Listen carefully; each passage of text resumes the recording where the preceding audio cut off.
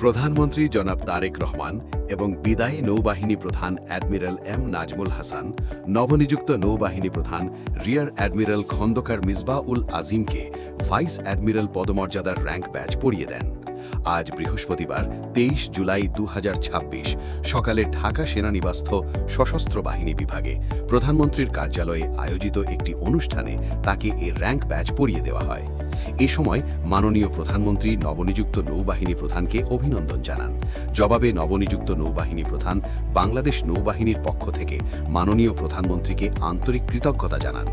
অনুষ্ঠানে প্রধানমন্ত্রীর প্রতিরক্ষা উপদেষ্টা ব্রিগেডিয়ার জেনারেল অবসর ডক্টর এ.কে.এম. শামসুল ইসলাম, বিমান বাহিনী প্রধান air chief marshal Hasan Mahmud Khan, সেনাবাহিনীর quartermaster general lieutenant general Mahmud Shahinur Rahman, সশস্ত্র বাহিনী বিভাগের principal staff officer lieutenant general Mir Mushfiqur Rahman, প্রধানমন্ত্রীর সামরিক সচিব মেজর জেনারেল আবুল হাসনাত মোহাম্মদ তারিক এবং প্রধানমন্ত্রীর অতিরিক্ত প্রেস সচিব আতিকুর রহমান রুমন উপস্থিত ছিলেন। ভাইস অ্যাডমিরাল খন্দকার মিসবাহ-উল আজিম ১৯৮৭ সালের ১ জানুয়ারি বাংলাদেশ নৌবাহিনীতে যোগদান করেন এবং ১৯৮৯ সালে এক্সিকিউটিভ শাখায় কমিশন লাভ করেন। তিনি রয়্যাল মালয়েশিয়ান নৌবাহিনীতে বিশেষ কৃতিত্বের সঙ্গে প্রাথমিক প্রশিক্ষণ সম্পন্ন করেন। দেশ বিদেশে উচ্চতর শিক্ষা ও সামরিক প্রশিক্ষণ গ্রহণের পাশাপাশি তিনি মেরিটাইম গভর্নেন্স বিষয়ে পিএইচডি ডিগ্রি অর্জন করেন।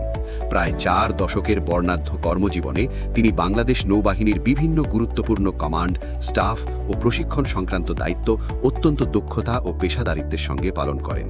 তিনি কমান্ডার চট্টগ্রাম নৌ অঞ্চল, কমান্ডার ঢাকা নৌ অঞ্চল, কমান্ডার সাবমারিন এবং কমান্ড্যান্ট বাংলাদেশ নেভাল একাডেমি সহ বিভিন্ন গুরুত্বপূর্ণ পদে দায়িত্ব পালন করেন। এছাড়া নৌ সদর দপ্তরের ডিরেক্টর নৌ অপারেশনস এবং ডিরেক্টর নৌ পরিকল্পনা হিসেবে দায়িত্ব পালনের পাশাপাশি বিভিন্ন যুদ্ধজাহাজ ও নৌঘাটির অধিকারত্ব করেন। এছাড়া ভাইস অ্যাডমিরাল খন্দকার মিসবাহ-উল আজিম লেবানন এবং গণতান্ত্রিক কঙ্গো প্রজাতন্ত্রে জাতিসংঘ শান্তিরক্ষা মিশনে গুরুত্বপূর্ণ দায়িত্ব পালন করেন। সর্বশেষ তিনি ওমানে বাংলাদেশের রাষ্ট্রদূত হিসেবে দায়িত্ব পালনকালীন বাংলাদেশ ও ওমানের মধ্যকার দ্বিপাক্ষিক সম্পর্ক উন্নয়ন এবং প্রবাসী বাংলাদেশিদের কল্যাণে গুরুত্বপূর্ণ ভূমিকা পালন করেন। প্রায় ৪ দশকের বর্ণাঢ্য কর্মজীবনে অসামান্য অবদানের স্বীকৃতিস্বরূপ তিনি নৌবাহিনী পদক এনবিপি, নৌ পরদর্শিতা পদক এনপিপি, জাতীয় স্বচ্ছতার পুরস্কার সহ বিভিন্ন সম্মাননা ও পদকে ভূষিত হন।